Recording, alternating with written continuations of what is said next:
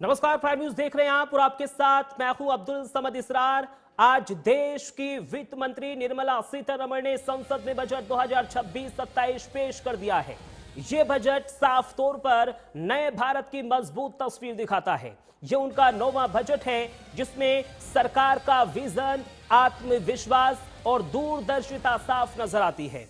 सरकार ने इस बजट में आर्थिक विकास के साथ साथ आम लोगों की जरूरतों का पूरा ध्यान रखा है। टैक्स फाइलिंग को आसान बनाकर करदाताओं को राहत दी गई है और साथ ही साथ इसमें railway, high speed rail corridor और बुनियादी ढांचे में निवेश से देश में विकास की रफ्तार और भी ज्यादा तेज होगी और युवाओं को रोजगार मिलेगा। तो दूसरी तरफ रक्षा बजट को बढ़ाकर सरकार ने यह साफ संदेश दिया है कि देश की सुरक्षा से कोई भी समझौता नहीं होगा। आत्मनिर्भर भारत के तहत textile, MSME, biopharma, lithium battery और मैन्युफैक्चरिंग को बढ़ावा दिया गया है। शिक्षा, स्वास्थ्य, Ayurvedic, AIIMS, medical tourism, digital India और एआई आधारित कृषि योजनाएं दिखाती हैं कि सरकार भविष्य की तैयारी आज कर रही है। कुल मिलाकर यह बजट मजबूत, सुरक्षित और आत्मनिर्भर भारत की दिशा में एक बड़ा कदम और भरोसेमंद कदम है। आगे आपको बताएंगे कि आज के इस बजट में आपके लिए क्या खास है, ऐसी कौन कौन सी चीजें हैं जो सस्ती हुई हैं और कौन कौन सी ऐसी चीजें हैं जो महंगी हुई हैं। साथ ही आपको बताएंगे कि इस बजट में राज्यों के लिए क्या खास है। लेकिन उससे पहले आपको इस बजट को लेकर कुछ प्रतिक्रियाएं राजनेताओं के सामने आई हैं, वो एक बार आपको सुनवाते हैं। ये विकसित भारत 2047 का बजट पेश है जिसमें गरीब, युवा, अन्नदाता और महिलाओं पर विशेष फोकस किया गया। खास करके बजट की जो दिशा और लक्ष्य है वो लक्ष्य भारत को सशक्त भारत की तरफ ले जाने का है, जिसमें आर्थिक ग्रोथ को बढ़ावा दिया गया है। सभी वर्गों के साथ जनता के कल्याणकारी योजनाओं पर विशेष ध्यान दिया गया है। खासकर भारत को बायोफार्मा हब बनाने की दिशा में विनिर्माण क्षेत्रों के लिए रणनीतिक विकास की दृष्टि से पर्याप्त धनराशि का प्रबंधन किया गया है। क्लिनिकल ट्रायल स्थलों का विकास किया जाएगा जिसमें 1000 ट्रायल स्तर बनेंगे। इंफ्रास्ट्रक्चर पे बल दिया गया है, रूरल इंफ्रास्ट्रक्चर पे बल दिया गया है, अर्बनाइजेशन के ऊपर जोर दिया गया है, गांव शहर की दूरी को कम करने का इसमें प्रयास किया गया है, आत्मनिर्भरता पे बल दिया गया है, मैन्युफैक्चरिंग और मैन्युफैक्चरिंग सेक्टर के हर एक वर्टिकल्स में, भले वो डिफेंस में हो, वो प्रोसेसिंग में हो, वो किसी भी क्षेत्र में हो, रेयर मिनरल्स में हो, हर क्षेत्र में जिस तरीके से आत्मनिर्भरता को कुंजी बनाकर इस बजट में उस व्यवस्था को और ज़्यादा मजबूत करने का प्रयास किया गया है। युवा शक्ति को केंद्र में रखकर जितने ये सारे वर्टिकल्स एक्सपैंड होंगे उतनी ही जॉब अपॉर्चुनिटीज भी क्रिएट होंगी। ये बजट जो पेश किया है, ये बजट बहुत बड़ा क्रांतिकारक बजट है। देश को सुंदर बनाने वाला है। देश के हर वर्ग की तरफ ध्यान दे दिया है और व्यापारी है, उद्योगपति है, आम आदमी है, जो मजदूर है, ऐसे अनेक लोगों की तरफ ध्यान दिया है। दिव्यांग जनों के लिए भी अनेक स्कीमें अनाउंस की गई है। तो इसीलिए ये बजट जो है सामाजिक न्याय के साथ साथ आर्थिक न्याय देने वाला बजट है और देश को ऊंचाई तक पहुंचाने वाला है, देश को सुंदर बनाने वाला ये बजट है। ये बहुत ही प्रगतिशील बजट है। विकसित भारत का रास्ता स्पष्ट करता है, जहां पर इंफ्रास्ट्रक्चर, जहां टेक्नोलॉजी, जहां किसानों के लिए, दिव्यांगों के लिए, आयुर्वेद के लिए और इन्वेस्टमेंट बढ़ाने के लिए बहुत बड़ी बड़ी बातें की गई हैं और ईज ऑफ डूइंग बिजनेस को बहुत और तेज गति से आगे बढ़ाया है। मैं अभिनंदन करता हूं माननीय प्रधानमंत्री जी का, निर्मला जी का। ये विकासशील बजट है और देश की प्रगति को और आगे बढ़ाएगा। आज का बजट विकसित भारत और भारत की संस्कृति दोनों को मिलाकर बनाया गया है। भारत को बायोफार्मा हब के रूप में डेवलप किया जाए, मेडिकल हब के रूप में डेवलप किया जाए। खुद भारत के लोगों की हेल्थ की चिंता के साथ बाहर से लोग आकर यहाँ पर अपना ट्रीटमेंट कराना चाहें, इस तरह का प्रोसीजर किया गया है। टूरिज्म को बढ़ाने के लिए कॉरिडोर्स को डिक्लेयर किया गया है और टूरिज्म के लिए अलग से ट्रेनिंग देने के लिए प्रोविजन किया गया है। इंफ्रास्ट्रक्चर की बात की गई है, आयुर्वेद की बात की गई है, टैक्स प्रोसीजर्स को सिंप्लीफाई करने की बात की गई है। तो मुझे लगता है 2047 के विकसित भारत को जिस तरह से आगे बढ़ना चाहिए उसका पूरा रोड मैप इस बजट में रखा गया है।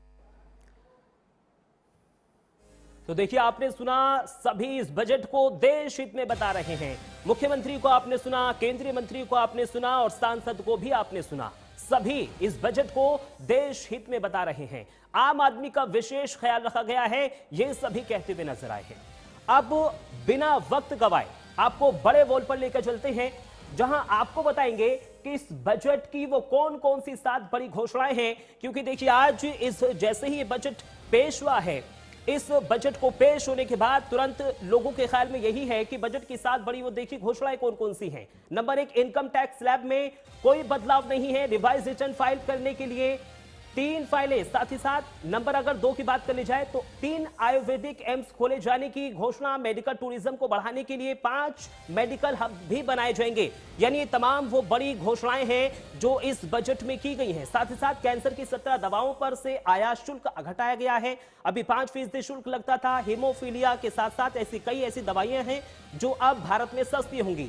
Number 4, high speed rail corridor की घोषणा। इनमें मुंबई पुणे, पुणे हैदराबाद, हैदराबाद बेंगलुरु, हैदराबाद चेन्नई, ऐसे तमाम रेलवे स्टेशन हैं जिसमें घोषणा की गई है। 5 लाख से ज्यादा आबादी वाले टियर 2 और टियर 3 शहरों के विकास के लिए 12,02,000 करोड़ रुपए खर्च इसमें दिया गया है। साथ ही साथ 6 नंबर अगर बात कर ली जाए तो 15,000 सेकेंडरी स्कूलों और 500 कॉलेजों में कंटेंट क्रिएटर लैब्स भी बनाए जाएंगे। इस बजट में ये सबसे बड़ी घोषणा है। और इसी के साथ करीब 800 जिलों में लड़कियों के लिए हॉस्टल बनेंगे। हर जिले में एक हॉस्टल बनाया जाएगा। तो देखिए, ये 7 वो बड़ी घोषणाएं हैं जो इस बजट में की गई हैं। और इस बजट को लगातार जिस तरीके से कहा जा रहा था कि इस बजट को लेकर अलग अलग तरीके से विशेष जनता का इसमें ख्याल रखा गया है, और साथ ही साथ इसमें जिस तरीके से लगातार जनता भी यही ख्याल रख रही थी कि हमारे लिए क्या आएगा। तो देखिए, इसमें तमाम बड़ी घोषणाएं आज के इस बजट में की गई हैं। और साथ ही साथ इस बजट में जिस तरीके से आम आदमी का ख्याल रखा गया है, आम आदमी भी बेहद ही खुश नजर आ रहा है। अब देखिए, पीएम मोदी ने भी केंद्रीय बजट पर अपनी प्रतिक्रिया दी है। प्रधानमंत्री नरेंद्र मोदी ने इस नए भारत की उड़ान का मजबूत आधार बता दिया है। प्रधानमंत्री ने कहा है कि आज भारत के 140 करोड़ नागरिक केवल सबसे तेजी से बढ़ती अर्थव्यवस्था बनकर संतुष्ट नहीं है, बल्कि देश से जल्द जल्द दुनिया की तीसरी सबसे बड़ी अर्थव्यवस्था बनना चाहता है। प्रधानमंत्री नरेंद्र मोदी ने यह भी साफ कहा कि यह बजट 2047 तक विकसित भारत के लक्ष्य को हासिल करने के लिए नई ऊर्जा और नई गति देगा। सुधारों की जिस रफ्तार पर भारत आगे बढ़ रहा है, इस बजट से उसे और भी ज्यादा मजबूती मिलेगी। यह बजट आत्मनिर्भर भारत, मजबूत अर्थव्यवस्था, रोजगार, निवेश और भविष्य की जरूरतों को ध्यान में रखकर तैयारी किया गया है, जो देश को विकास की नई ऊंचाइयों तक ले जाएगा। पीएम मोदी ने क्या कुछ कहा है, एक बार वो आपको सुनवाते हैं। ट्रस्टेड डेमोक्रेटिक पार्टनर और ट्रस्टेड क्वालिटी सप्लायर के रूप में भारत की भूमिका लगातार बढ़ रही है। हाल में जो बड़ी बड़ी ट्रेड डील्स भारत ने की है, मदर ऑफ ऑल डील्स, उसका मैक्सिमम बेनिफिट भारत के युवाओं को मिले, भारत के लघु और मध्यम उद्योग वालों को मिले। इस दिशा में बजट में बड़े बड़े कदम उठाए गए हैं। बजट में इंफ्रास्ट्रक्चर को मजबूत करने के लिए कई बड़े कदम उठाए गए हैं। डेडिकेटेड फ्रेट कॉरिडोर, देश भर में वाटरवेज का विस्तार, high speed rail corridor, tier 2 और टियर 3 शहरों के विकास पर विशेष ध्यान और शहरों को मजबूत आर्थिक आधार देने के लिए म्युनिसिपल बॉन्ड्स को बढ़ावा। ये सारे कदम विकसित भारत की यात्रा की गति को और तेज करेंगे। ये बजट भारत की वैश्विक भूमिका को नए सिरे से सशक्त करता है। भारत के 140 करोड़ नागरिक फास्टेस्ट ग्रोइंग इकोनॉमी बनकर ही संतुष्ट नहीं है। हम जल्द से जल्द दुनिया की तीसरी सबसे बड़ी अर्थव्यवस्था बनना चाहते हैं। ये करोड़ों देशवासियों का संकल्प है। दुनिया के एक ट्रस्टेड डेमोक्रेटिक पार्टनर और ट्रस्टेड क्वालिटी सप्लायर के रूप में भारत की भूमिका लगातार बढ़ रही है। वर्तमान के सपनों को साकार करता है और भारत के उज्जवल भविष्य की नींव को सशक्त करता है। ये बजट 2047 के विकसित भारत की हमारी ऊंची उड़ान का मजबूत आधार है। साथियों, आज भारत जिस रिफॉर्म एक्सप्रेस पर सवार है, इस बजट से उसे नई ऊर्जा, नई गति मिलेगी। तो देखिए, पीएम मोदी को आपने सुना। पीएम मोदी ने ये बजट 2047 तक का विकसित भारत के लक्ष्य को हासिल करने के लिए नई ऊर्जा और नई गति देगा, ऐसा वो कहते हुए नजर आए हैं। सुधारों की जिस रफ्तार पर भारत आगे बढ़ रहा है, इस बजट से उसे और मजबूती मिलेगी। एक बार फिर आपको बिग वॉल पर लेकर चलते हैं, जहां आपको बताएंगे कि कौन कौन सी चीजें सस्ती हुई हैं और कौन कौन सी चीजें ऐसी हैं जो महंगी हुई हैं। सबसे पहले हम आपको बताएंगे कि ऐसी कौन कौन सी चीजें हैं जो इस बजट में सस्ती हुई हैं, जिसको आपको जानना बहुत ज्यादा जरूरी है, और ऐसी कौन कौन सी चीजें हैं जो महंगी हुई हैं। बिग वॉल पर अभी हम आपको बताएंगे कि ऐसी कौन कौन सी चीजें हैं, देखिए, जो इस बजट में सस्ती हुई हैं। कई ऐसी चीजें हैं जो इस बजट में सस्ती हुई हैं। देखिए क्या सस्ता हुआ है। सबसे पहले आप जानिए, मोबाइल फोन और इलेक्ट्रॉनिक्स, यानी मोबाइल फोन इस बजट में सस्ता हुआ है, और इसी के साथ साथ इलेक्ट्रॉनिक्स जो चीजें हैं वो भी सस्ती हुई हैं। इसी के साथ साथ इलेक्ट्रिक वाहन, यानी जो इलेक्ट्रिक वाहन हैं वो भी सस्ते हुए हैं। इस बजट में देखिए जनता को बड़ी राहत मिली है। ऐसे कौन कौन सी चीजें सस्ती हुई वो आपको हम बिग वॉल के जरिए समझा रहे हैं। दवाइयां और स्वास्थ्य से जुड़ी ऐसी कई चीजें हैं जो इस बार सस्ती हुई हैं, यानी दवाइयां और स्वास्थ्य से जुड़ी जो ऐसे इक्विपमेंट्स होते हैं वो भी सस्ते हुए हैं। साथ ही साथ सोलर और रिन्यूएबल एनर्जी भी यानी सस्ती हुई है। इस बजट में एक घोषणा आज केंद्रीय वित्त मंत्री निर्मला सीतारमण की ओर से की गई है। इसी के साथ देखिए लेदर और फुटवियर भी सस्ता हुआ है, जिससे उद्योग जगत को एक यहां पर माना जा रहा है कि बढ़ावा मिलेगा। सस्ती चीजें ये हुई हैं, ज्यादा खरीदारी होगी। और इसी के साथ साथ बायोगैस और सीएनजी भी सस्ती हुई है, क्योंकि लगातार जो वाहन चालक हैं उनको सीएनजी खरीदने में जब महंगाई क्योंकि बढ़ रही थी, लगातार उनको परेशानी आ रही थी। इसके बाद बीड़ी और माइक्रोवेव भी इस बार के बजट में सस्ता किया गया है। ये तमाम वो चीजें हैं जो इस बजट में सस्ता हुआ है। इसके बाद देखिए अब क्या महंगा हुआ है ये भी आपको जानना बहुत ज्यादा जरूरी है। शराब इस बार महंगी हुई है, क्योंकि शराब जिस तरीके से केंद्र सरकार की ओर से इसमें टैक्स की बढ़ोतरी की गई है, इसमें शराब महंगी हुई है। इसी के साथ साथ स्क्रैप भी इस बार महंगा हुआ है, यानी स्क्रैप जो है वो महंगा हुआ है। और इसके बाद खनिज जो पदार्थ हैं वो भी महंगे हुए हैं, यानी ये वो चीजें हैं तमाम जो महंगी हुई हैं। अब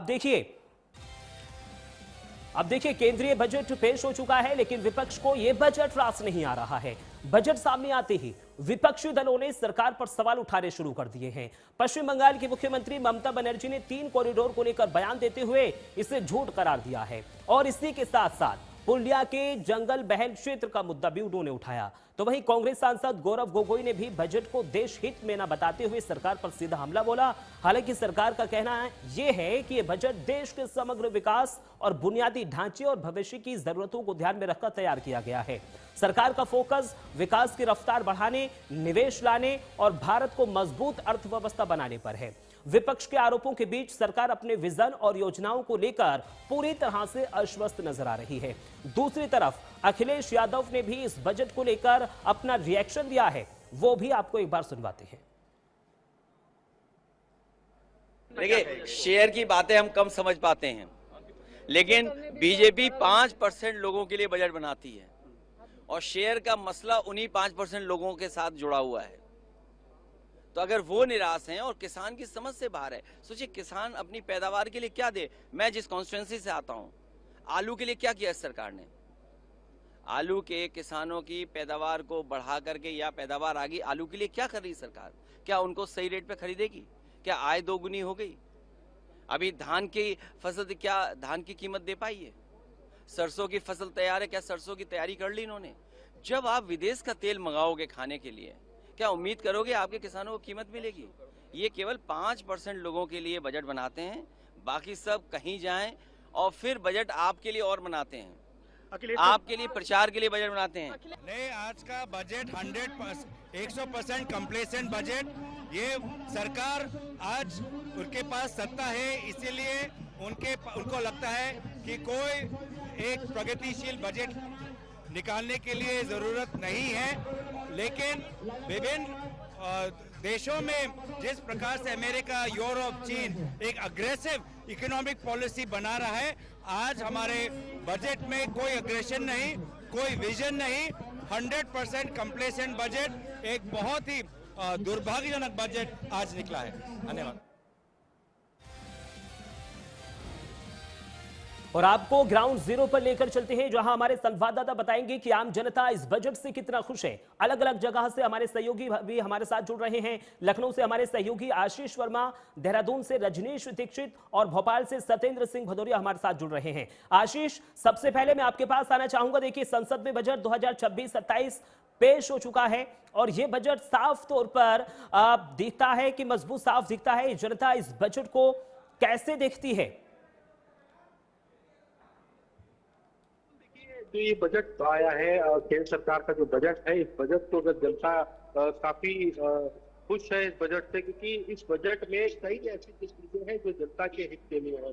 आमतौर पर अगर बात की जाए, जिस तरीके से मोबाइल फोन सस्ते होंगे, साथ ही साथ अगर देखा जाए तो कई ऐसी जो चीजें हैं जो सस्ती होंगी, क्योंकि देखिए जो शराब है, शराब महंगी होगी। इस बजट से उत्तर प्रदेश की जनता काफी खुश दिखाई दे रही है। हालांकि विपक्ष जो है वो कहीं ना कहीं इस बजट से काफी नाराज दिखाई दे रहा है। विपक्ष कह रहा है ये एक एज ए फार्मूला है कि सरकार का जिस तरीके से बजट दिया गया है। लेकिन इस बजट में जिस तरीके से व्यापारियों के अंदर एक खुशी की लहर होनी चाहिए, वो लहर हालांकि नहीं देखने को मिली। बिल्कुल आशीष, और विपक्ष इसी वजह से लगातार हल्ला बोलता हुआ नजर आ रहा है। विपक्ष को यह बजट रास नहीं आ रहा है। रजनीश, देखिए, उत्तराखंड क्योंकि पर्यटन क्षेत्र है और टूरिज्म को लेकर मोदी सरकार प्राथमिकता देती है, इस बजट में भी टूरिज्म का विशेष ख्याल रखा गया है। तो क्या हम माने कि इस बजट से उत्तराखंड के पर्यटन को 4 चांद लगने जा रहे हैं? इस सबब मैं आपको बता दूं कि निर्मला सीतारमण ने जब आज अपना नवा बजट पेश किया तो उत्तराखंड के लिए भी सौगात आई है, क्योंकि जो पहाड़ी राज्य हैं उनके इंफ्रास्ट्रक्चर डेवलपमेंट पर खासा इसके अंदर दिया गया है, प्रावधान बजट में पास किया गया है। इसके अलावा जो MSME में बढ़ाया गया है 10,000 करोड़ से ज्यादा, उसका भी लाभ मिलेगा राज्यों को। और आपको बताएं जो Tier 3 सिटीज हैं उनके डेवलपमेंट को लेकर अगर आप बात कर लें, जो कुमाऊं मंडल की मिशन है माला इस वाला, इसके तहत भी एक फंड दिया गया है जो अध्यात्म को लेकर उत्तराखंड में जो कुमाऊं रीजन है जिसके विकास को लेकर कई बार कवायद चलती, बात चलती है, उसको भी पंख लगेंगे। तो कुल मिलाकर उत्तराखंड को जो आज के बजट में सीधे तौर पर घोषणा नहीं है, लेकिन इंफ्रास्ट्रक्चर डेवलपमेंट, MSME और इसके अलावा जो अध्यात्म से जुड़ा हुआ पर्यटन, उसको जो तेजी मिलेगी, इससे उत्तराखंड के विकास को भी पंख लगेंगे आज के बजट से। मुख्यमंत्री पुष्कर सिंह धामी का रिएक्शन भी आया है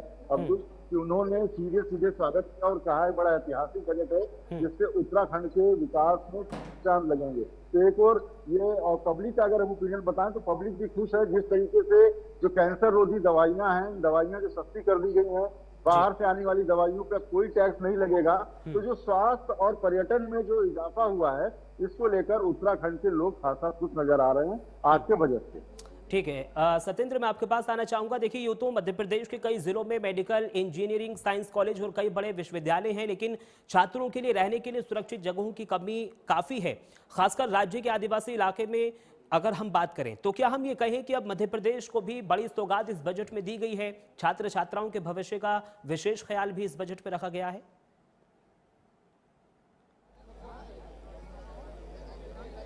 देखिए अब्दुल, अगर बजट को लेकर बात करें तो आज चैम्बर्स ऑफ कॉमर्स के यहाँ चुनाव है। चुनाव के दौरान यहाँ व्यापारी जो वर्ग है, यहाँ पर मौजूद है, मैं व्यापारी वर्ग के बीच में हूँ, जो सबसे ज़्यादा इस बजट को लेकर प्रतिक्रिया देना चाहेंगे या जो बजट के बारे में बताना चाहेंगे, हम उनसे चर्चा करेंगे और उनसे बात करने का एक बार प्रयास करेंगे और समझेंगे कि बजट में आखिर मध्य प्रदेश हो या देश हो क्या मिला। विपक्ष तो हमलावर है ही है। विपक्ष का जो आरोप है, प्रत्यारोप है, विपक्ष ने कहा है कि ये जो बजट है ये झुंझुना के बराबर, किसी भी वर्ग को किसी भी तरह की कोई सुविधा नहीं दी गई है। 5 वर्गों के लिए बजट बनाया जाता है। सबसे अगर अहम बिंदु देखा जाए तो बजट को लेकर जो विपक्ष का कहना है कि पहला देखा जाए विदेश घूमना सस्ता हुआ है और विदेश में पैसा भेजना महंगा हुआ है।